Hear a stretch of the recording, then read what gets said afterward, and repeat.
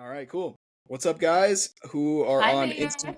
Who's on Instagram, and also we have this live recorded podcast going on at the same time. Sorry, you guys can't see us at the time. I will repost this as we go. But welcome to the Fittwave podcast. This is actually our third podcast. I'm that physique coach on Instagram, also known as Coach Austin. I'm a OCB pro. I'm with another OCB pro and an IFBB pro in the same chat. Well, I feel honored in the circle of the elite in Colorado Springs. I don't know if you want to say that, but we're going to talk all about fitness, health, bodybuilding, things along those lines, connecting people, and how much of an impact these two have made in the fitness community, especially around in Colorado. So let's introduce our two guests here today. I'll have B and Chris introduce themselves and tell us a little bit more about their fitness journey, of how they've really worked through, their journeys to get to this point. Talk about fitness over 40, and then we're going to get into some more deep, specific topics. So whoever wants to go first can. It's up to you guys. I can go first. Right, Chris? Please. Hi, you guys. My name is Beatrice. Everybody calls me B. It's easier, like a shortened version of my name. I am almost 41. I started my fitness journey actually at 35. I trained hard for a lot of years, and actually last year around maybe August time frame, Chris said, "Oh, probably you should do a show." And watching him doing shows for a couple of years, I said, I don't think I'm ready. And he actually told me, no, you are actually working hard for a lot of years. Probably you should do it. And then I said, you think I would be good enough? And he kind of said, well, you should start today, like your prep, and we will see how you look like at the end. But knowing him, he actually turned pro in IFBB a year ahead of that in 2022. And the bar was like very high because I've seen the end result and it was like looking insane. I was like, I don't know if I will be able to be that good. And I somehow didn't want to disappoint. We are first of all, like gym partners, we train together, we push each other. So I was like, I don't know if I'll be able to be at his standards, because he was coaching me through that. But we made it happen. And in a matter, I think, of maybe 7-8 weeks, we did my first show. It was actually an MPC natural show.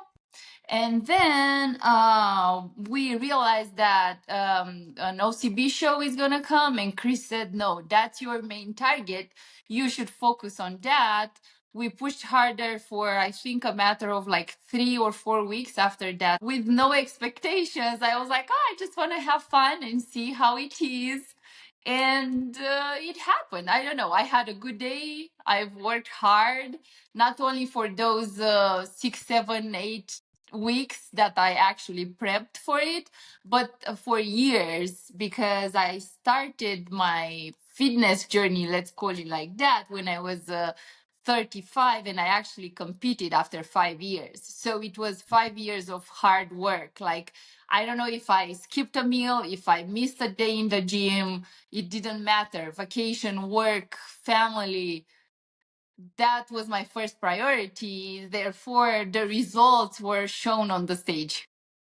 Yeah, let's talk about that. So since 35 to 40, you were like dialed in. What was your mindset of, like, talk to us, be about that, of why you made the decision to really, like, before you competed, what made you jump onto the fitness, like, hey, I'm not going to skip a meal, I'm going to really focus on my health. So I need to tell you guys that actually my fitness journey started from I don't want to offend nobody, but I was a chubby person, like from an individual that was eating whenever, wherever, not eating healthy, not looking healthy, and not feeling healthy.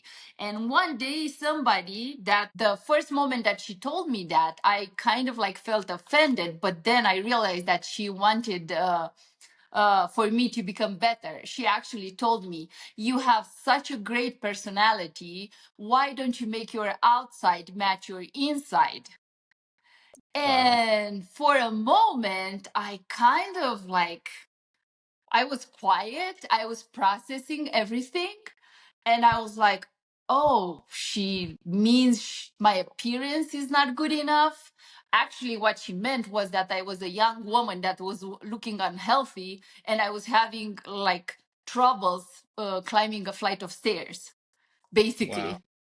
So it Wow. was somehow eye opening. Like she told me that, and at the beginning I felt offended, but she was like, she was exposing the reality. Like, I don't think she wanted to offend me. Although she Mhm. wasn't a person that was my friend, it was just somebody that I knew. And she said, oh my God, you are so amazing. You have such an amazing, positive personality. Why don't you make your outside match your inside?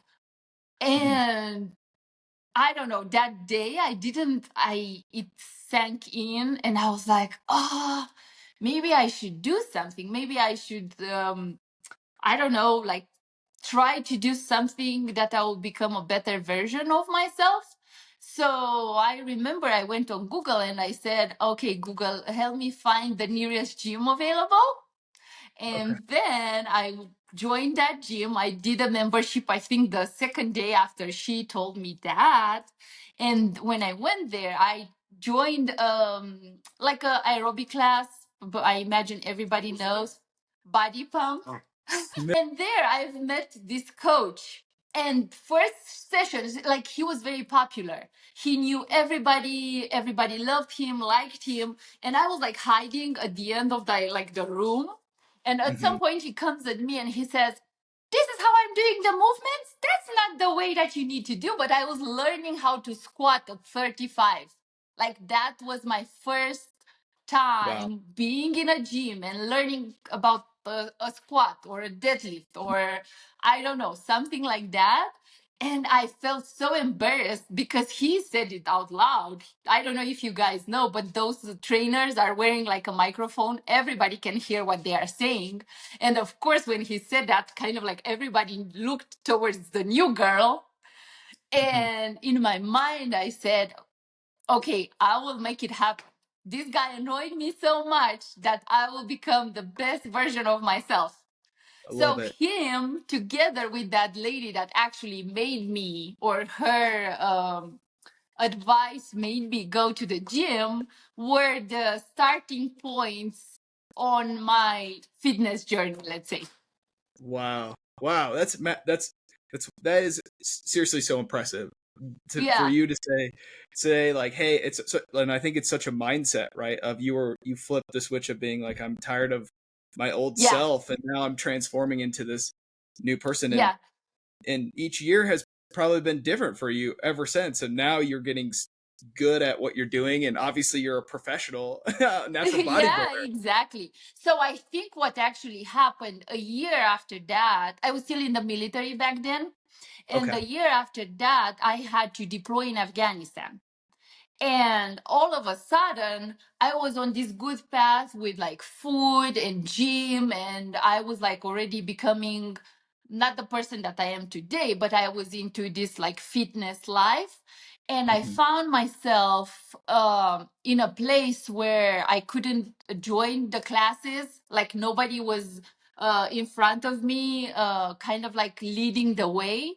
So I started like going on YouTube and seeing what you can do in a gym. That was like my first interaction. I was like, okay, what's this? It was the lat pull down machine. And I had to go on YouTube and find people that were presenting the lat pull down machine, how you need to use it, how is the angle, what you need to do.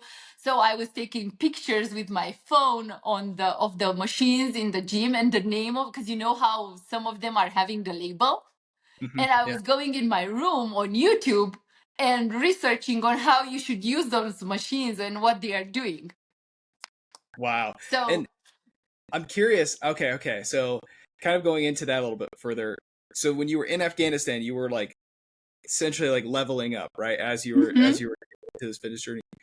Is did Chris help become more of a catalyst? I know you kind of Yes. mentioned that later on, Yeah, but like so at what that time. Chris did actually, he changed my mindset in regards of the food, because like every person that was once overweight, you are Mhm. just trying to shrink yourself. And Mhm. then he came in and taught me how to eat, what are macros, how you can use that in your favor, how you need actual like a number of protein per days in order to build muscle. And he kind of like built that into me, and we became friends, and he kind of inspired me, and he is the one I remember, like I will never forget. I think it was a show that he did before he came to Afghanistan, and he showed me his posing routine, and we were sitting on a bench, and he said, oh, this is my routine from I literally said it with the same voice. this is my routine. And I said, oh my God, that's so cool. And he was all like tanned and, you know, like competition looked like lean and veiny all over. And in my mind, I was like, oh my God, I don't know if I will ever be able to look like that in order to be on a stage. But Yeah. I wish I will, like, I will work towards that. So he was actually the one that, even though I was already on a fitness journey, he introduced me to bodybuilding, to competitions, to macro counting, or how to eat properly, how to rest properly, how to train properly, and how you should combine your, you know, your exercises or muscle groups and stuff like that. So that's how the I don't know, whatever you saw on the stage in October happened. Yeah, it's crazy to see like you're in here your fitness journey now. It's like full circle of Mm-hmm. because I remember talking to you, B, you were like, I'm so nervous for the show, and then Chris was like, okay, here's how you're gonna pose. This is how you're gonna get in front of people to not be It uncomfortable. And was crazy. It was a matter of 10 weeks in total since we oh, said, okay, game on. And we mhm, started like the food, the cardio, the posing. I was not owning like posing shoes, like the stage shoes. And I'm mhm. not a person that would wear heels. Like everything started 10 weeks ahead. I think we did so much posing. Can I give some clarification? What? Oh It yeah, wasn't 10 weeks, right? It was maybe 10 weeks out for a show, but don't have the false perception that she did a 10-week prep. That is not the case. Well, Dieted for months. yeah, but right? that was my lifestyle. Yeah. Like, She was Mhm. already very impressive at that point. However, her upper body was very lean, her lower body was holding fat, and that was the where we started trying to yes. tap into your lower body. Yeah, but Yeah, it's a lifestyle for us, not only for me, but for both for Chris. Like we live bodybuilding, so for us, it's not necessarily like we cannot call it a diet. Like if you would open our fridge, you would see that this is what we eat on regular basis, and we are not on prep right now. So basically, this is our lifestyle. But Chris is correct. Mm-mm. yeah, And when I we'll met get her in Afghanistan, she already was lean. But like I said, her upper body is very lean. Her lower body has a different body fat ratio, almost to the point if you took a lower body picture, upper body picture, and split them apart, you would not think it's the same person just by the sure. percentage. Yeah, everybody. And I remember when we met and we're speaking about fitness. Yeah. First time I met you, she was on a spin bike at 8,000 revolutions per minute, right? Just going crazy. I was like, oh, that chick looks like she's an Iron Cranking it Man. out. Yeah, she's an Iron Man. Right? That's what I thought. I was like, not a competitor, but she was so lean and like her back, right? And then I remember her actually asking about you came and asked me about how to use certain machines. And I'm Yeah. kind of like, I remember giving her like a look of like, she's serious? Because she looks like she's been a fit person for years, No. right? I had no idea. Or we would meet in the gym, Yeah. and then we'd speak about macros and so on. And I'm explaining things to her, and I'm like, is she being serious? Because she doesn't look like the questions that she's asking doesn't compute. I mean, Yeah. obviously, and then later, once I found her, when she showed me her true how she looked like before she started her fitness journey, I'm like, it makes sense. But she was, you say chubby, you were fat. Yeah, I was overweight. Yes.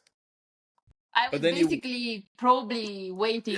A lot bigger than anyone locally assumes that she looked like. Yeah, I oh mean, wow. I think a lot of people that are kind of like in this fitness journey and they are going far away are people that are coming from a overweight situation and they are trying to fix that. I've encountered a lot of people that told me like, oh, I was like that also, but look at us, we made it. You're inspiring. You like to talk about like I remember you posted a picture, B specifically of you're like, this is where it all started. I don't know when it was before or after or when you were in Afghanistan. But like Mhm. you posted that and then you posted a picture of you on stage and it was just wild to me to see like the huge transformation. But like you said, it's a journey, right? Of like days putting in like just investment Yeah, in the yourself. work. Yeah. And Yeah. if you guys don't follow them on Instagram, you guys should. They're very like you guys are very transparent, which is we appreciate. I don't know. I guess I appreciate is like there's much more than just like you guys talk about like the struggles of like small things with prep, but also like, hey, like this is what reality looks like instead of being like, hey, I just compete and I just post good pictures of myself and then but you're No. like, hey, this So is the that's everyday. like you like people need to understand the fact that when you are on prep, you are basically not like a zombie, but it's a difficult journey because there are days that you are, I don't know, low on carbs, high on cardio. If you would not have the support of your family, not necessarily like only the moral support, but somebody that will, I don't know, Chris was doing our groceries or making our meals because bodybuilding is not like our job. This is just a passion. Even Mhm, though people are telling us that all we do is bodybuilding, that's not true. Like we have mhm, jobs, both of us, we have kids, we have dog, we have responsibilities. So beside all of that, you need to incorporate like maybe 2 sessions of cardio per day. You need to also do your workouts, you need to prep meals, you need to do your laundry or attend social events that cannot be postponed because I don't know, your kid is having the graduation or mhm, stuff are happening to everybody. And although people are thinking like, oh, they have time, it's easy for them, it's not. Most of the time is not the case. It's people being dedicated and making sacrifices. This is mhm, the reality.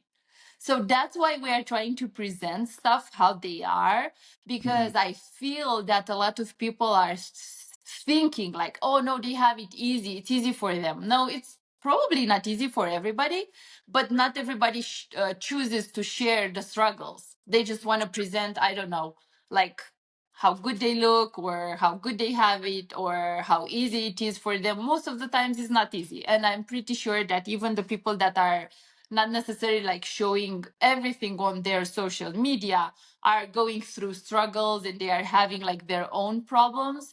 And people should know that no matter how good you look, you will always want more. Because if I would see myself today, the person that heard that thing, okay, you should match your inside with your outside, I would say, oh my God, was I able to do that? But me today looks towards the future and I'm saying, well, I want more. I want to look better. I want to have a better stage presence. I want to, I don't know, I want to be leaner. I want to have legs that are showing details or stuff like that. So you will never be satisfied. I think probably that's the key of success, to not be mhm. pleased with like, in your comfort zone. You should just tap into more. Or at Yeah. least this is what I think. What do you I think, spoke Chris? so much, I feel bad. So we have 90 minutes into this and Chris didn't present himself. Chris, introduce yourself. Oh, we're doing the introduction still? Oh. Yeah. Hey guys, Chris I'm Chris. has been on our podcast a couple times too. So if you guys want to get to know Chris too a lot more in depth, I'll share those videos as well. But Chris, tell us who you are. Tell us about your journey to becoming a pro, and then also, your guys' relationship. Want to hear because you guys are the fitness over 40 couple here. All right, So let's want to see. hear It's 1948. I'm gonna see if I can do it in 1 minute. Hey, Chris Headley. I am a recent IFBB pro. I used to compete in the NPC. Prior to that, I actually got a pro card in the INBA organization. Um, I am now 41, turning 42 years old. and I'm a hobby bodybuilder. That Okay. was short. You What do you made turn it, 42? Chris. That's surprising for Chris. His speeches are very long. Chris, when do you turn 42? Real quick. When do you turn When do I 42? turn 42? Yeah. June 22. Okay. So are you going to be thinking about competing on your birthday around that time frame? August. Is that It'll be past. So I'll be 42 when I step on stage in okay. August, tentatively right now. Yeah, so okay, well, we're going to talk about obviously your guys' road to pro journeys. But what's wild, if you guys don't know this, probably not, if you don't follow them on Instagram, they have the same number they won their pro card with. So Yeah. they on stage, so for those who don't know anything about bodybuilding, just some basic background, you get a randomly assigned number based on typically when you sign up for a show, and then whatever that number is, you present when you wear it on stage. And for both of them, and I'll let them explain this story, but like both of them, they had the same number when they turned pro. So you guys, was that a big thing for you guys? It Or like, was. okay. So that was. Well, actually, Go 93, right? Yeah, it was Go fake. 93 I need.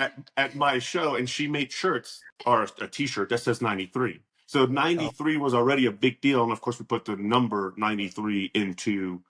I don't remember almost any of my numbers of shows, but obviously when you win your pro card, boom, there's 93. So So what had happened when Chris competed, I was in the audience and I was like making videos of him, and I was so happy for him that he won his pro card. Like if people would hear my comments when he is on the stage and stuff like that, everybody was making fun and saying, "Oh my God, that's a supporter," you know. So of course that was a lucky number for us, let's say. And then after Chris won his pro card with that number, I made like t-shirts saying 93 because I wanted him to feel supported, because everybody, I assume, knows that you need the support of your family, and especially after a show, it's more important. Once your organism goes back to normal and your hormones are balancing and stuff like that, you kind of like maybe sometimes will be a bit depressed. So I was just trying to show my support. So I was having t-shirts, and 93 was already a big number for us. So when I went and checked in for the OCB show, when they gave me my number, I saw number 93 on the table, and it was like just a random thought. I was waiting in line and I said, "Oh, that's a cool number. That's 93." And it was our number. And then when she asked me what's my name, Tunisia actually, I said, "Well, it's Beatrice Tudor, whatever." And she said, "Okay, you are number 93." I said, "What?" You're She like, said, oh my God, this is happening. yeah, she gave me all like my athlete check-in, whatever, and she already prepared the number for me, so it wasn't nothing like I can choose, or it was already assigned to me. And I said 93. Like I was so happy. I could have like not placed anything, but only the fact that I would have been able to be on the stage with number 93, to me, it was already like the experience Amazing. of my life. Because as Yeah. you said, it's a full circle. Because at some point, Chris showed me like a competition like video, and then I was able to compete with the same number that he won his pro card. And I remember I walked outside, I took a picture, I sent it to Chris, and I said, "Chris, how crazy it would be if I would become a pro with this number." Chris didn't say anything. And then we met home. I was already having the first coat of tan, but we were going crazy with posing. So I put my posing suit on, whatever, and she was not saying anything.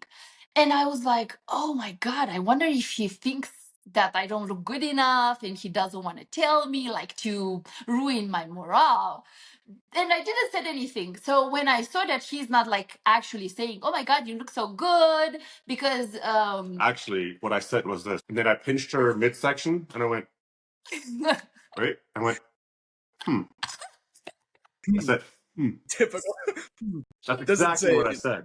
Nothing else. And we continued. I'll tell you my thoughts after this. So we did the posing. We did the posing. I was so tired. I remember I was like drained and I was like trying not to sweat because you ruin your like tan and stuff like that. And at some point he says, "No, that's enough. We should stop right now." But I was like, "No, we should do more." And he goes, "No, no, no, nothing else." And I was like, "Okay, whatever." And then uh I woke up. I was like already super happy with my competition suit because I was like, okay, I like this suit, whatever. I will do my hair, I'll do my makeup, I'll get ready. Chris was all happy. He was like, okay, let's take you to the show. I cannot believe it. And I will never forget. Even Tunisia, like the organizer of the show, sent me a card saying, you are wearing your bathrobe. I have like this little fluffy the rope, and I was wearing it because I wanted to be warm because I actually had an advantage. I had Chris' experience behind, and he said, you need to keep yourself warm. You don't need to be cold. You don't need to wear those heels only on the moment that you are stepping on the stage. And I was backstage where people were like about to go on stage with my winter robe. Don't take your bands. Don't do squats. Don't do booty pumps. Don't do any of that stuff. Yeah, we don't So like. keep your socks on. Sit down. And Yeah. just stay warm. Yeah. Do not take your robe off until they line you up backstage. Yeah. Then take your robe off. Yeah.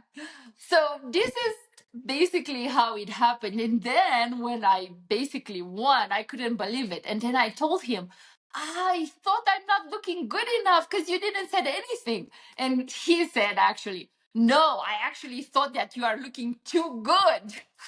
No. So when she sends me the picture of 93, I was kind of like, Leading up to the show, she's already starting to look so good. Whereas, like, if you go into a show with the mindset of, like, hey, I'm just going to go there, have fun, and just see what happens, I have no expectations, you will perform very well because there's no pressure, right? If you go into a show that's like, hey, man, you're a front runner, I think you can take it. Anything less than first is losing, right? And then you're going to start imposing stress, right? And it's like, and I was like, I don't want to tell her this, right? And then she showed me obviously, she sent me the picture of 93, and I was like, oh, that's cool, right? And I'm like, man, the odds, right? And if she did win her pro card with that number, like, just a coincidence, a couple, this, that, and the other, the whole story.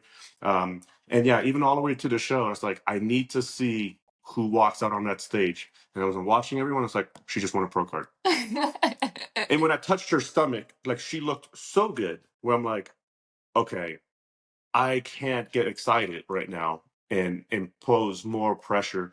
But I wondered if we missed it by a day. I was kind of like, ooh, like right now you should have gone on stage. I was a little bit concerned that the next day she won't look as good as she did at that precise moment.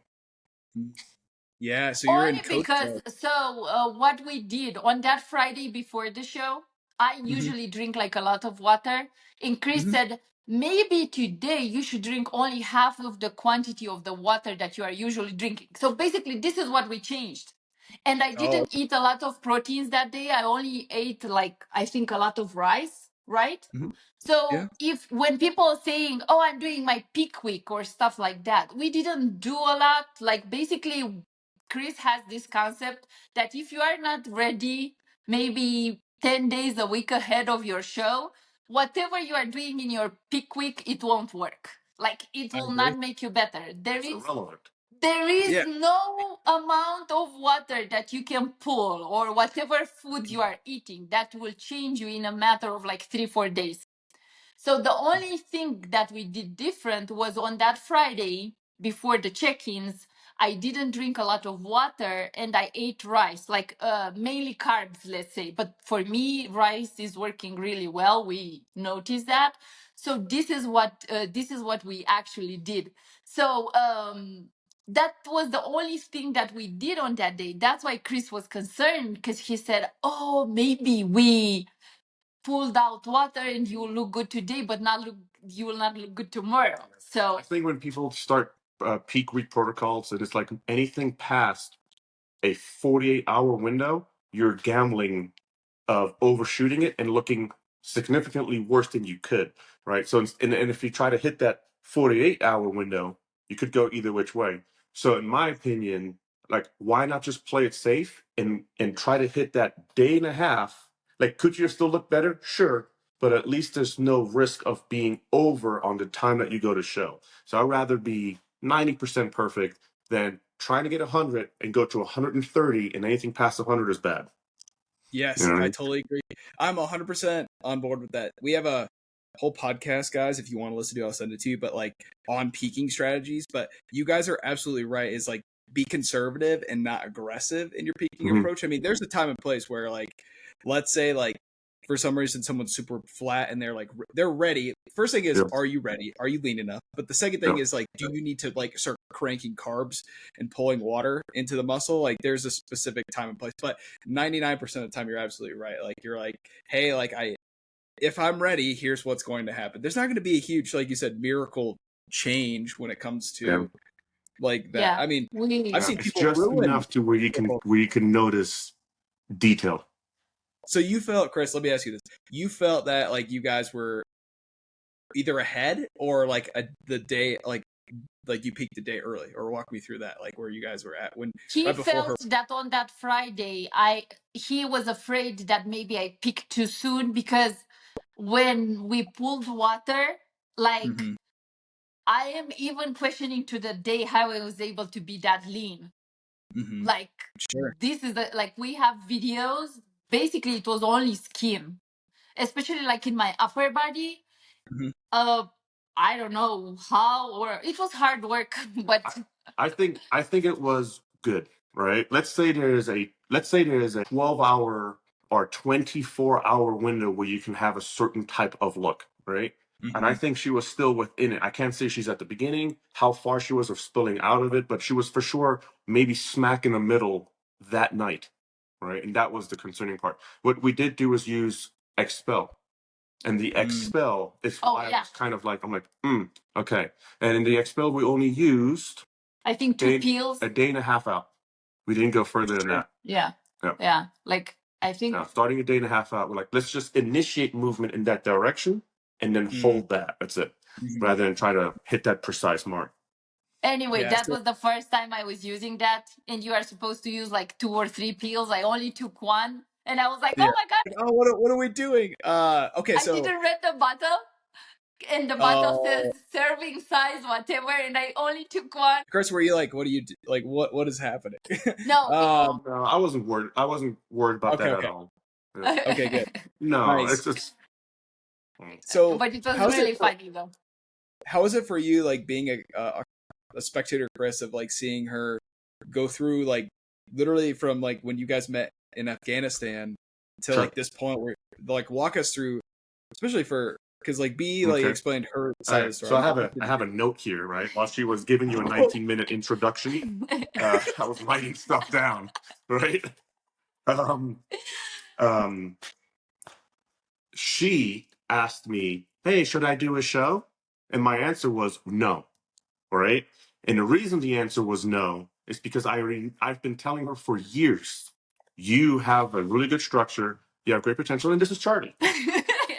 Charlie hasn't competed yet, but he will soon. Yeah. So Look at the anyway, Western dog show soon.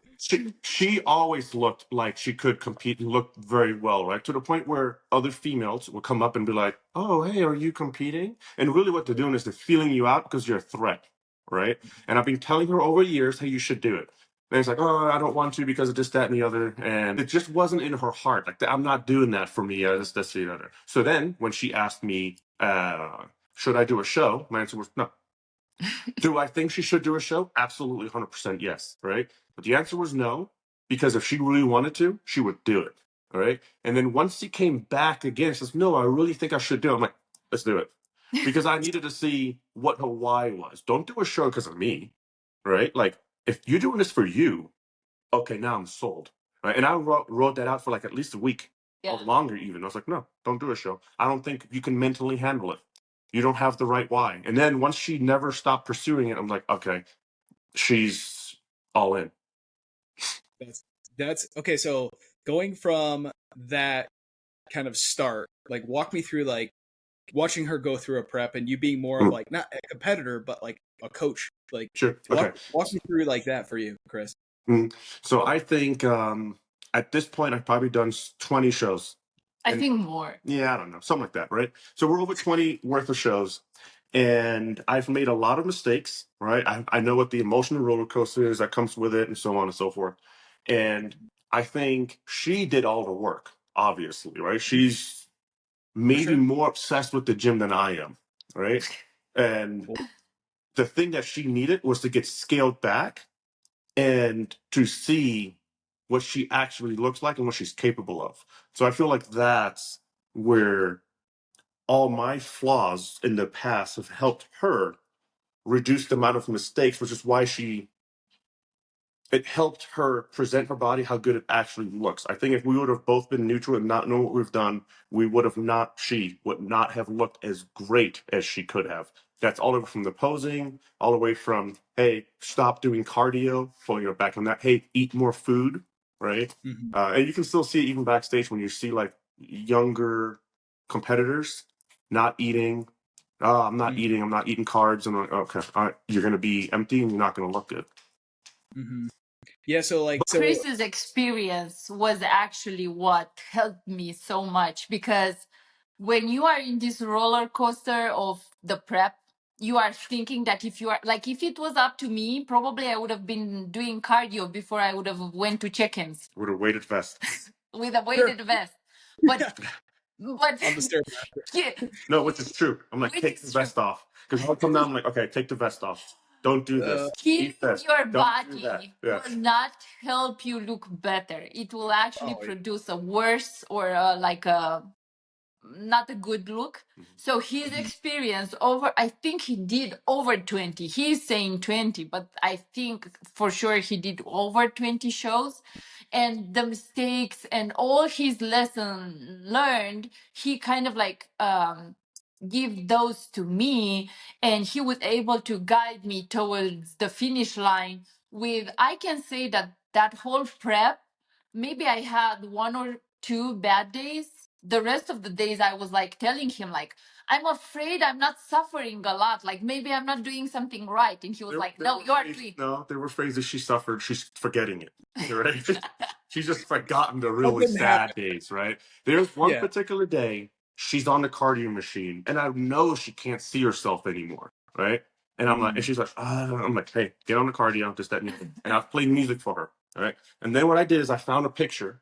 Of Thursday, and then this is a Thursday, and I want to say this is a Monday or something like that, right? And you can just see sadness and suffering on her face. I mean, she's barely moving, right? And I took that picture from Thursday, I took a picture from that day, and I put them next to each other, right? And I just kind of like show it to her. And I'm like, do you see this? And it's like, I'm like, this is what the change was like in 3 days. This works. And you can just see like, okay, she got a little bit more wind in her sail. I'm like, execute. Just fucking walk. Yeah. Like, you know what I mean? Oh. I think I had the best supporter ever. So we have a gym downstairs in our basement. We are very fortunate, and we have a treadmill there. And Chris was up here when he knew that I cannot do it anymore. He was playing certain songs that are like, I don't know, vacation songs for us, or like stuff like that. That had an emotional tie or a story to it. Yeah, and he was connecting his phone to our stereo system, playing those songs to push me further. If this is not like the best support in the world, I don't know what can be. Yeah, but yeah, I was lucky. I was like very lucky. I think it's I think what you guys do an amazing job is build off of each other too. Like you're coachable is what I'll say, because I think like I see that with like support of me being a coach, but also like I've seen it in like couples who compete together where they fight each other the whole time, because like there's definitely like disagreements and stuff. I'm not saying that, but like there's times where I think where you're like, hey, I've been through this before, let me help you in this situation, like being able to stand up. I think it's a trust. We had 1 or 2 moments. Yeah. It's her at the gym. Oh yeah, it happens. Right? She's at the gym and she's on the treadmill and she's just going at it, right? And I'm like, it's too fast. Right? You're gonna burn whatever muscle you have left, right? So I walk up to her and changes my treadmill. And I put the speed down and I put the incline higher, right? And she's like, no. I'm like, just stay on the trip. And I was just like, man, I feel like getting in the car and just leaving. Like, I'm so tired of her, right? But I'm like, Oh and my I'm god. looking at her, I'm like, I know she's crazy right now, but it's fine, right? I was like, hey, trust me. I'm okay. Like, I won't steer you wrong. Like, Yeah, I maybe did eat trust the, him. it's like, eat the donut. Yeah. Eat the donut.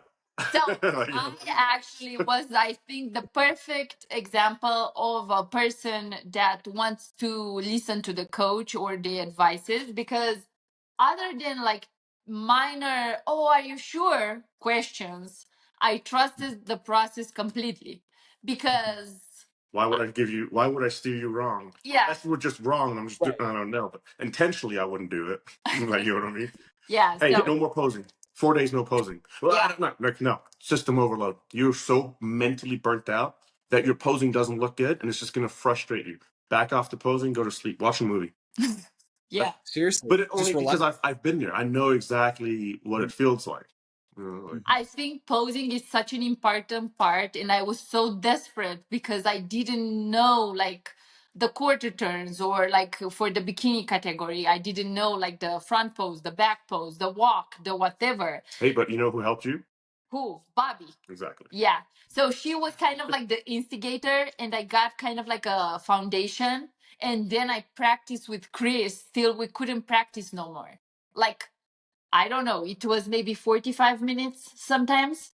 I think it was. Even at night, even as we're laid out, I'm like, hey, Even at night. I was like, here's what you're gonna do. You're gonna do one run.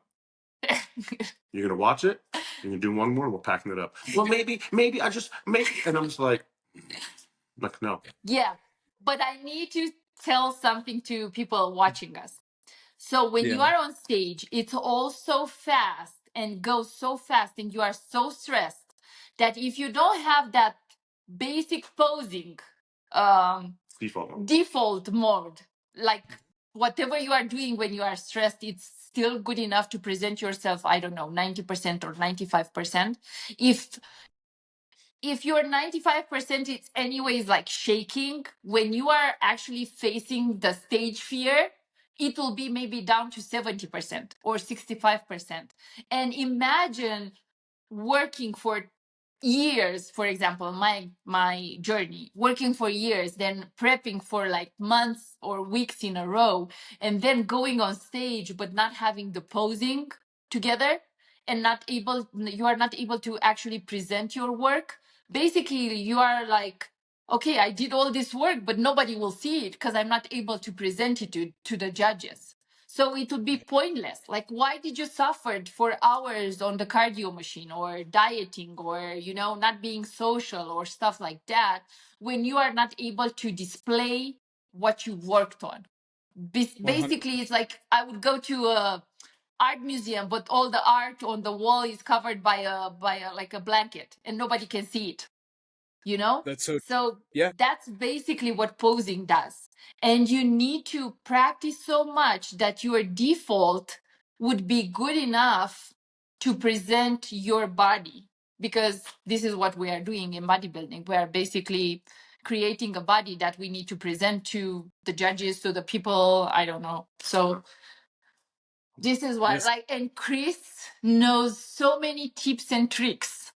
And even though Tricks? yeah. The tricks? Even though it's a male posing version, you can apply. I was able to apply it in my the concept that he was presenting to me, and how to look at the judges, and how to present yourself. Like, if you are like not center stage, because it happens, it's not like you are the best and you will be center stage, and you are in a corner, but you are not like kind of like angling yourself toward the judges, you will not be seen by nobody, because you will basically be in a corner, and nobody will see, like maybe somebody that's your family there to support you, but you will not be able to display yourself towards the judging panel. So he has so much experience with shows, and he is actually a self-learner, but he was so passionate about bodybuilding and shows and stuff like that those 20 shows experience that he has are making him like a really good poser, and he's like a really good teacher, helping people with tips on where to look or how to angle themselves or how to position their body, and it helped me.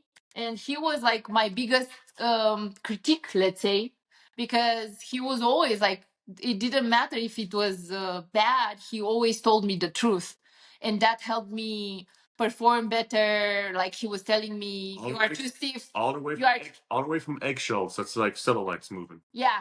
So when I started, I was still holding fat on my lower body, and how he explained it to me, he was like, "Imagine yourself walking on eggs. That's what I Do you said. want the eggs to With bake?" that tone, Yeah. it's like, no, you have to walk on eggshells. You can't place your foot because you're just gonna highlight or display your true flaw, what's actually there, and you make it look as if it was tighter. And now you're just lying, right?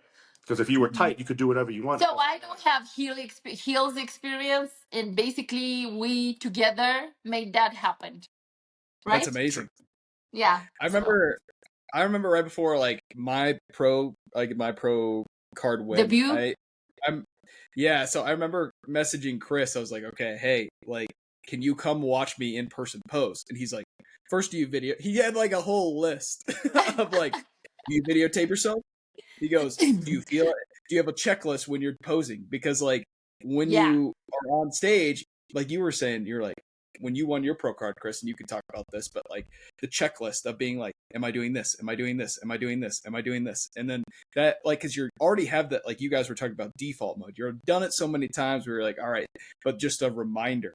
But let me ask you this before we get into that: is did you guys, or let me ask you, were you calling out specific like, I don't know, like code? I don't know how to describe it to each Yeah. other when you're on stage. Yep. Yeah. Like, Yes. okay, Yes. walk We me through that. had a Walk us through code that. because in the not so fortunate event that I would not remember anything on the stage, Chris Sure, was yeah. planning to tell me stuff. Yeah, Bobby Yeah. does. Yeah. Yeah. She's like, all It's right, certain signals. It's just like you don't have a mirror, but here's something that you're doing wrong, and you can kind of show something, right? Especially when you're posing in practice, you'll pick up on that, right? Like, yeah. yeah. Yeah. Talk to us about like your specific like checklist when you're posing, Chris. Like you're like, Okay, so the checklist really developed off of me posing myself, watching myself, and seeing all the flaws that I'm doing. All right. So then I'll be like, okay, ensure that you're not doing this, ensure that you're not doing that, ensure that you're not doing whatever. Okay, that's not helping, right? For example, if I'm doing a side chest and I have air showing, light showing through my legs, it's going to be a flawed look, right? So I'm ensuring, like, do I not have light? Do I have the right angle? Am I twisting over enough? Those are like small little checklist things, right? Are my quads flexed? Yes or no, right? And if I ask myself that question, then I'm going to fix it. If the answer is no, then make it to a yes. Like, you know what I mean? It might be oversimplified a little bit, but that's really it. I like it though. So to anyone who's a beginner, because that's who are a lot of the people listening, I think, especially they're seeing a pro, like your journey, they're talking about all of this. If you were to give two pieces of advice for a beginner, for both of you guys, if you had to give two pieces of advice for these individuals going through their first prep, what are the two takeaways that they should know? And walk us through that. Mm-hmm. Advice going through the first prep.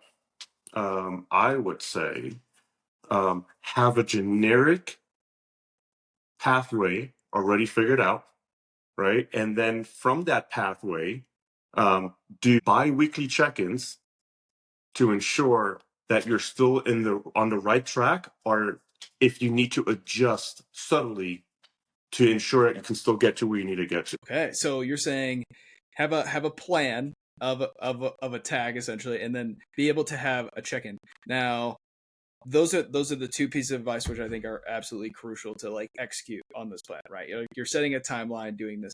What are your specific? What are the two? What would you give, especially coming from like your background, your experience? Like, what are the two pieces So of advice? what I would say, first of all, be comfortable with posing in front of other people. Gather all your friends, put your bikini in, I don't know, your kitchen, and be able to present your body in front of like random people. I cannot tell you how hard it is to put yourself a bikini on and then walk somewhere where people can see you. Because although, I don't know, everybody goes to the beach, it's not the same thing. Because to the beach, everybody is wearing their bikinis. Here, Right. you are the only one wearing the bikini.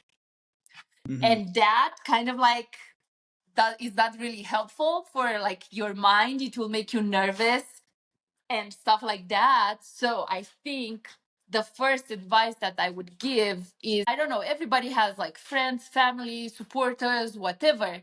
Find a moment that your friends are coming, even though it's I don't know, it's your friends and they will hype you up. Find a moment that you will put your suit on and pose in front of people. I cannot tell you how it is when you are like backstage, you are kind of like peeking out and you see, I don't know, hundreds of people or hundreds of eyes looking towards the stage. Letting the door open of like losing, right? Like if the more you show yourself or like show your flaws, it's like you come in and then as you go on stage, you kind of like, you know, get kind of picked apart, right? And so that's where I think that if I were to jump in real quick, I see that actually really commonly where it's like they come out and they're like, "Oh, I'm fine. I don't need to pose. I look great." They do look good, but like they just can't present it. So no, that's really solid. All right, B, what's your two like common mistakes you see in newer competitors? And tell us about that. I'm interested to hear. I think I mentioned this earlier. What a common mistake that I see is the fact that people are thinking that the peak week is gonna be a miracle and will make them show ready. That's not the case. If you didn't put in the work till peak week, nothing will happen. Actually, an advice that Chris gave me is that in the peak week, you actually need to rest. Because if you are looking like a dead body, you will not win anything. If you are beating yourself down on that week because you need to catch up on I don't know how many hours of cardio that you didn't do at the right time, or dieting hard enough during your prep and thinking that if you are not eating anything for a week, you will look better, that's actually, you will produce the opposite effect and you will look worse because your face will sink in. And I don't know if people realize that, but bodybuilding is also a presentation show, not necessarily like a beauty pageant, but you need to make yourself presentable. That's why we wear makeup. That's why we do the tan. We need to look good to show our bodies to the others. Like if you are not like if you are killing yourself in the peak week because you didn't diet it or didn't do enough cardio, you will not produce anything. And I think this is a mistake, and people usually say, oh, I haven't reached my peak, it will happen in the peak week. Nothing will happen. Same as Chris was telling me, I saw people or women backstage, I think they were doing squats on their heels, like 500 squats in the desire of pumping their legs. If you didn't diet it enough to be like stupid peeled to see your quads, you can do 2,000 squats. Nothing will happen.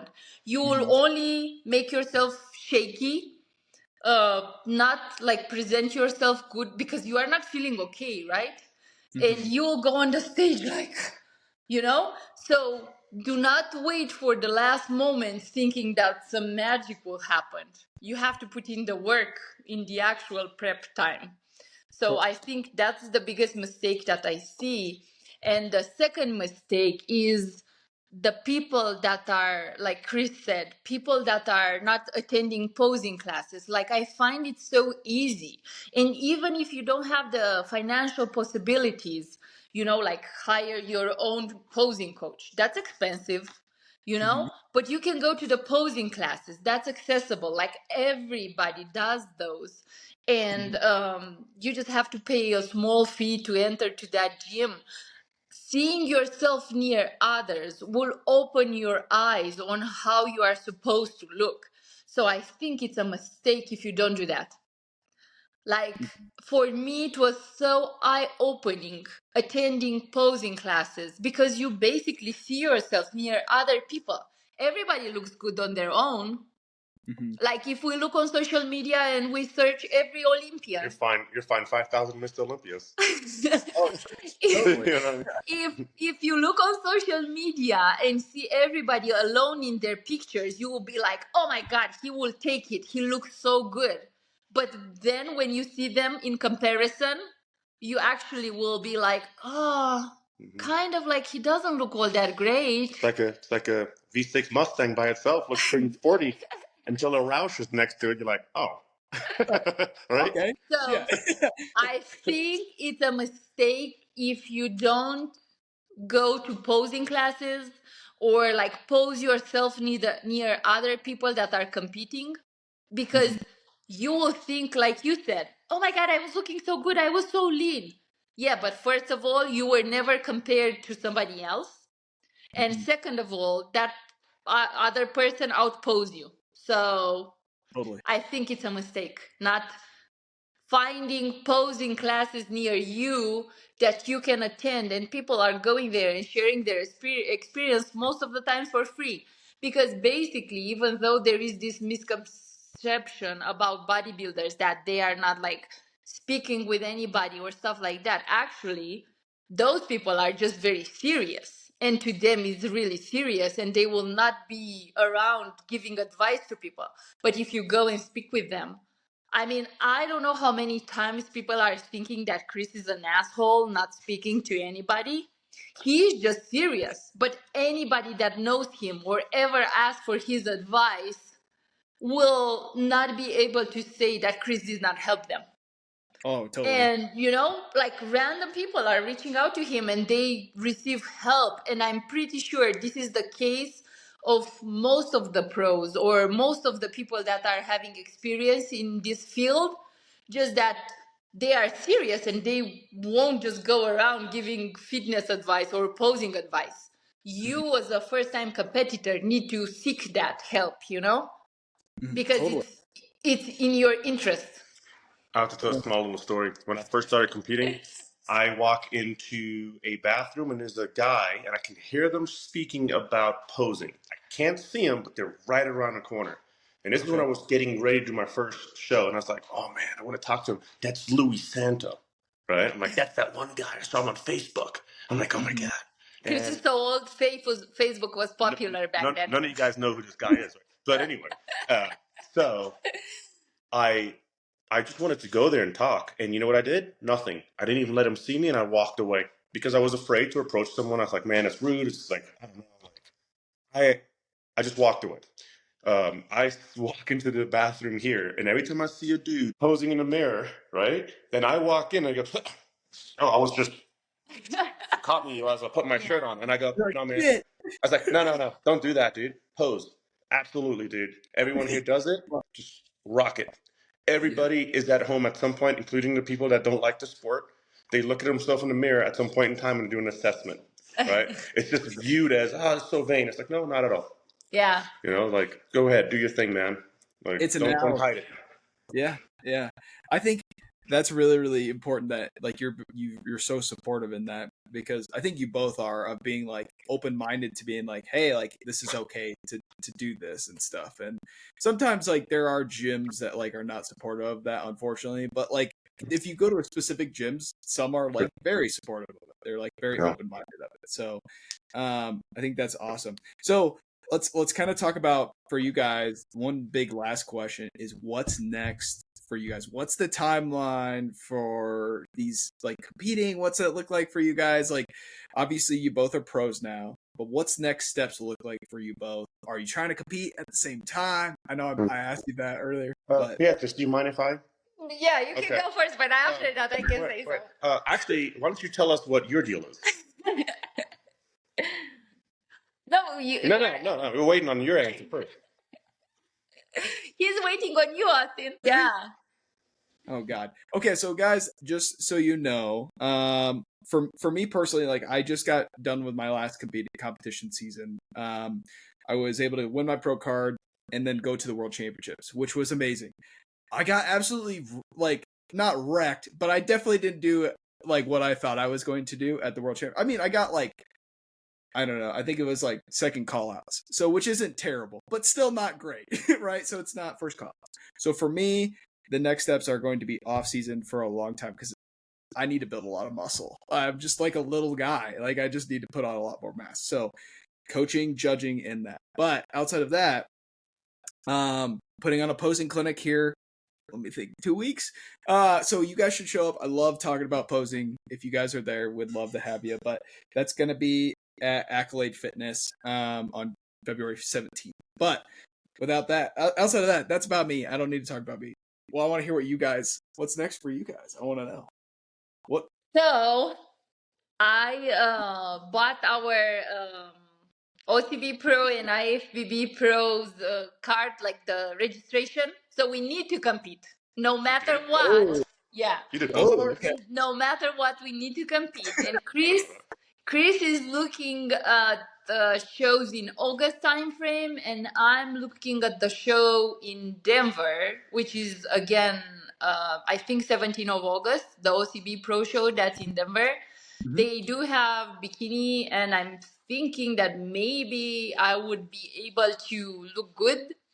I am somehow, I feel, in between categories. Like I don't really fit in the bikini one because I cannot seem to make my legs very lean. And I don't think I am enough for the wellness category. I mean, I need to be realistic. Like I know people are like, better than me, but we are looking like that show, and I don't know how good enough I will look, but we are willing to travel for one or two more shows after that. But it all depends on how my body will look like. I think Chris has this concept of not doing only one show, like prepare for one main show, do one before that, just like a warm up, then do your main show. And if you are like kind of like able to still push, do one more show, because you are dieting so long and the stage is like 5 seconds. So he always has this concept of no, you should never do only one show, do at least two or three so you can kind of like feel the experience. So he is going to do that in August with shows in Tampa, and I'm looking to do that with a show, like a local show that's in Denver for OCB Pro. And then we will see in regards of how my body looks like, and we will figure out. But we will definitely compete in 2024, both of us. We want to do Let's our go. pro debuts in the same year. It will be the same time that we are competing together, because in 2022, when he turned pro, I was the moral support. In 2023, he was the moral support. But this year will probably be a challenging year because we will be on prep in the same time. So we will see, because we want to share the good, the bad, the happy, the sad. So if people want to follow us on Instagram, Hey, Chris. and the fun thing will be, although that's not really what we go for, is in the month of August, we're both going to look stupid shredded. And I think it's going to look ridiculous when we go to the gym together and people are going to be like, what is going on over there? That's how they look like? Yeah. Ugh. You guys are gonna get yeah. you're gonna become more famous than you already are. Hey, we're going to come to Accolade Fitness at that point in time and just hang out with you guys. People are like, where did you find these two? For real, What? I feel like not to throw shade at Accolade, but they're like the average Joe's gym because their colors are like that color. So it's but no, it's that would be hilarious, especially walking into that. They would be like, "What? Who are these? Who are these people? Like these are celebrities." Yeah.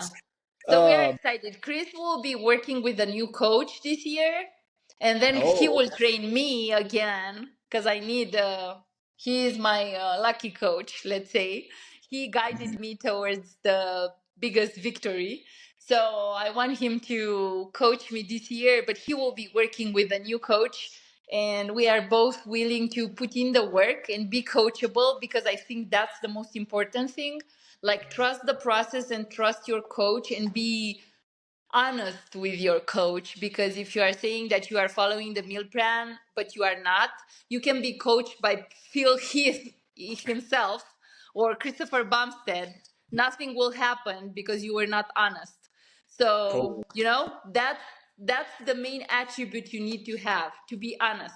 Yeah, I did the work, or I did not do the work. No, it's not the coach's fault. It's your fault that you didn't follow the plan. I have a newcomer thing to say real quick. Okay, what is it? When you're a newcomer guy and you're trying to do your first show, it's going to be this like pressure of trying to not embarrass yourself. Do I look ready?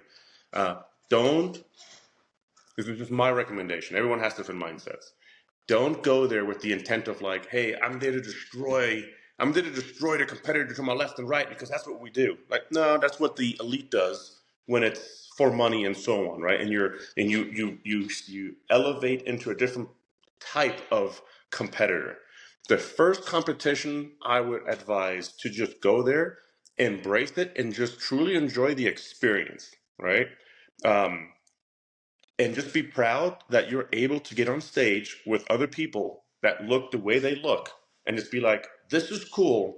Who would have ever figured that I would stand on stage with people that look like that and I belong, and have fun with it? It's a presentation, it's an experience. I love that. I think there's I don't know, I'm gonna butcher the quote, but like there's a saying of like at the top or the elite level there's a lot of sharing and not like confrontation or like fighting, and that's more of like a lower entry level kind of Yeah. so I think like collaboration is only going to make you better at the longer you go, and being like you kind of like what you were saying, Chris, of being like open-minded to being like, hey, like it's a respect thing of me, like, hey, I respect the person next to me. It's not like you're not going into it with like I'm gonna beat you for money type mentality, because I mean, there is money on the line in like in the pro leagues, but like, are you at that level is a very honest question you have to ask yourself. Like, you have to be like 1%, right? So it's like, how do you like measure that? So, I think that's really good advice from both of you of just like being open minded, being like transparent, talking about like the ups, the downs, everything in between, and not a lot of people do that, so I really appreciate having you guys both like talk about all of these things. But before we end the podcast, last question here, and like I said, like what if I were to give, or let's say you guys were to give one piece of advice for someone who is listening to this podcast, and they don't have to be in bodybuilding, they could be in a fitness journey, what would you say to them for this year or moving into the next 10 years, thinking long term? Because you guys are, like you said, you're like, you have much more than just bodybuilding. Like, I know you're recreational, like we're all recreational bodybuilders. That's pretty cool. But like from a fitness standpoint, what's the one piece of advice you would give to them moving into like their journey? Can I can I be first, Chris? Please. So Wait. Go use the bathroom if you need to right now, because no, we're gonna take an no. intermission. So I have learned that nutrition and rest is more important than beating yourself up in the gym. So to whoever is on a fitness journey, more than focusing on, I don't know, how many pounds you are lifting or how many hours you are spending in the gym, that will not bring you the results that you are looking for. Taking rest days, sleeping well, investing more in your sleep, in your nutrition, or learn about nutrition and how to eat will help you more in the long run than the fact that you are 2 hours in the gym, I don't know, doing HIIT exercises or running on the treadmill for hours. I cannot tell you how many times I'm a coach myself.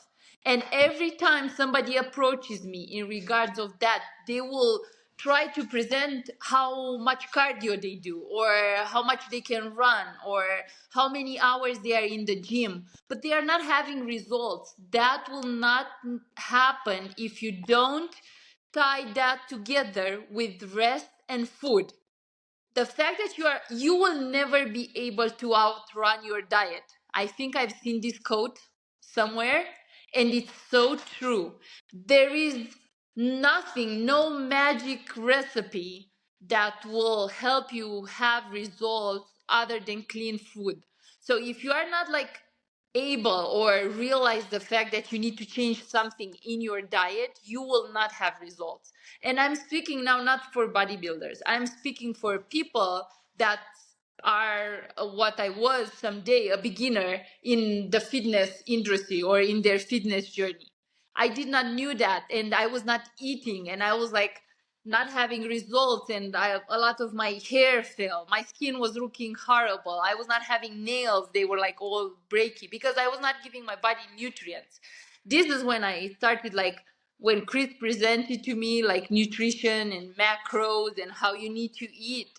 I started looking into that, and I realized that you are the only one able to help yourself, or like whatever you are doing in the gym needs an something else, needs good food and rest. So that's my advice to them. Stop doing 2 hours of cardio, it will not bring you nowhere. Eat right and you will see more results. Nice. No body pump, 8,000 RPMs. We No, talked about. no, exactly. No, that's awesome. I love it. And I think that's so huge of you talking about your whole fitness journey of where you're at right now, because you guys are the inspiring. That's what people are looking for. They're like, they see you and they're like, hey, like this is what we're looking to become eventually, right? Or at some point, or some piece of that. And so yes, bodybuilders follow us too. Like that's a bonus. But like on top of that, it's like you're inspiring to that too. So I appreciate your feedback. And now, Well, we Chris, thank you. And we will be there on the 17th of February, because you mentioned that you will do a posing class at Accolade. yeah, come check it out. Okay, so Christian, we will make sure that we will be there. And I need to tell people how Bobby helped me with her suit, with her heels, with her advices. And I want to do that for people. So I'll bring my suits, I'll bring my shoes. If anybody that's a beginner and it's looking to, I don't know, even see up close how a suit looks like or how shoes are looking like, I'll bring those at the posing class. People can try them on. I am all about sharing because I was helped also. So I want to help others. So I'll be there for sure. Chris will come because he is so blunt. He will tell everybody what they need to hear, even if they don't like it. But maybe they will take the advice and work for it harder. Yeah, no, I can't say if Chris helped me win a pro card, so that's that's for sure. Definitely like would be great to have you there. Chris, what would your advice be to one piece of advice for someone who's like, whether they're long term in their fitness journey or just beginning, like what's something that you would tell them more from your journeys, because you've been through a lot too. I would say, is it sustainable? And is it fun? Like, is it pleasant? Do you enjoy what you're doing? Does it feel good? That would be the number one. I don't even know what this is. Not even advice. It's a question I would ask yourself. Because if it's fun, you will develop a liking and a semi-addiction to that feeling, to where you change to, I need to work out because it makes me feel good and it actually affects a positive morale angle, rather than I don't want to go to the gym. Yeah, right? we hear that so much. So I would say, does it please your inner happiness, right? And if it does, then expand on that. Right. Totally. And that's just generally speaking. It's going to make you feel better. It's going to make you feel healthier. It's like kind of like how you post, right? Hey, I'm able to move. I'm able to feel good in my body, and I'm able to now enjoy life. And movement is life, right? You can go do things instead of being an unhealthy human. There was something else I just thought about. And then at some point, I would ask myself, that's just the regular fitness overall mentality, right? Just get in the gym and do your thing. And then it's like, hey, am I actually wanting to look a certain way? Has nothing to do with bodybuilding. So I just want to look somehow, right? And if that's the case, be like, okay, identify what the end objectives should kind of look like, and then start educating yourself. What do you need to do to get to this product, right? And then your body starts turning into a project, and that project then becomes your why you're going to the gym, and you will actually achieve a better end result than just aimlessly going through the motions. And that's kind of like even being complete. I just want a nice chest and back. Like, well, okay. You also need legs? Yeah, like just look at the whole body concept. And it doesn't mean you have to kill yourself like a bodybuilder at all, right? But if you feel good in your birthday suit, you're probably going to feel better about everything else you do in your life. For real, yeah. I think just like your guys' advice is so crucial, and I think people, whether they're beginners, whether they're advanced athletes, whatever they're at, I think this is super crucial takeaway points of what you guys have both been through. I can give you one more. Okay. Ooh, one more. Gotta give you one more. No. Because I'm thinking about the audience, right? Who's listening, right? I'm going to talk to the older crowd. I'm going to talk to the very young crowd. If a young person sees me or us in the gym, you're going to assume that we've always looked like this. Not the case. I was the weakest kid in school. I could not defend myself in school, and I was not athletic at all. Like I was the skinny weak one that other people made fun of in school, high school, everything. When I do go back home and I come across my same peers, we do not look the same. Right? So don't be discouraged if you think that your genetics are not in your favor to achieve a certain look. Then on the flip side, if you are a plus 40 type of person, right, or whatever your age is, don't just accept my time has come and gone. Like absolutely not, right? You can change. I've seen some amazing transformations of some people in their later years. And there are two people at the gym that we go to.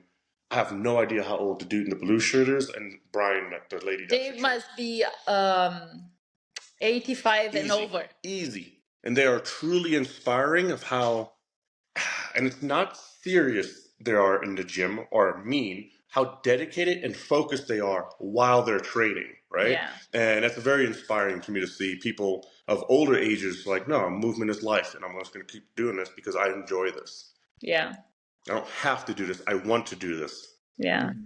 It's investment in their future. So I love it because I like the mindset piece of both, right? Like what you're talking about, all about mindset.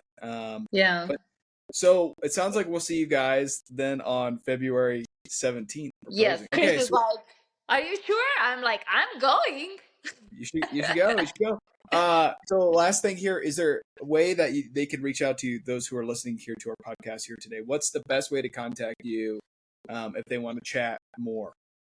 Is it Instagram? So my Instagram handle is Lift Laugh Love, and I have a picture with me on the stage because it was like such a great moment for me.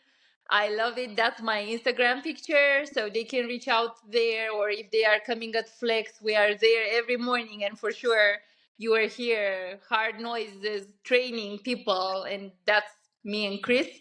So they can come to Flex and find us there and say, hey, can I ask you this or that, or I need advice? We both go there. And Chris's Instagram handle is his name, Christopher Headley, IFBB Pro. So anybody that wants, we also were beginners at some point and needed advice, and we want to give that back to the people. So anybody that has any questions, we will for sure answer to them. Cool. All right. Well, I was very, very, very grateful for you guys both to be on the podcast. We had Chris on twice. I just like, it's good to have Beyond here more than Beyond. Well, thank you so much for thinking that we have something to share that people would want to listen, because we never think about ourselves as inspirations to others. So thank you for thinking about it. I think they should put statues up for us in numerous states. No, actually, Austin, you've been to Flex before. We never wanted to even put our picture on the wall. Actually, we don't have the picture on the wall. We both turned pro training at that gym, and everybody does it, even if they are not pros and they have pictures on those walls. So fame is not a thing that we are searching. We are just like this is our lifestyle. We love that. As Chris said, when we are asking ourselves the question, yes, we are happy training like that. Yes, we are happy living like that. So for us, that's like our life. It's not something that we need to do and we are unhappy. I think it's funny when certain people tell me like, "Hey, I'm bigger than you. I'm better than you." I'm kind of like, there's a million other too. Yeah. Get in Yeah. line, It's all bro. good, man. I'm rooting for you too. So to us, all it matters, for example, for Chris, it's the skinny Chris that kind of like overcome that condition. Him being the skinniest kid in school, and me being overweight Bea that was not able to climb a flight of stairs. We are just looking to be our best version of ourselves, not necessarily on daily basis because we are also tired, but most of the times we have that mindset. I also grew up in the '80s, so all the action movies I saw was like Rocky, Sylvester Stallone, Van Damme, all those guys, and I was kind of like, that's what a man's supposed to look like. Jesus, I'm gonna have some work to do. Wait, can He's you do the joking. splits, Anyways. Chris? Can you do the splits? What? Like What's Van that? Damme? Can you do Yeah. the splits like Van Damme? Not anymore. Let me tell you, when I was young. Yeah. Cool. All right, guys. Well, thank you so Thank much you. for being on the podcast. If you guys want to like follow them on Instagram, things along those lines, if you're looking for more advice. And then lastly, since this podcast is going to go out before the posing class, but even if you listen to this after the posing class, and let's say it's like March or next year, I don't know when, just remember some of the key takeaways from here today and reach out to them. So thank you guys so much. We'll feature all of your handles and stuff on our page. And last but not least, feel free to jump on our free membership page online. Cool.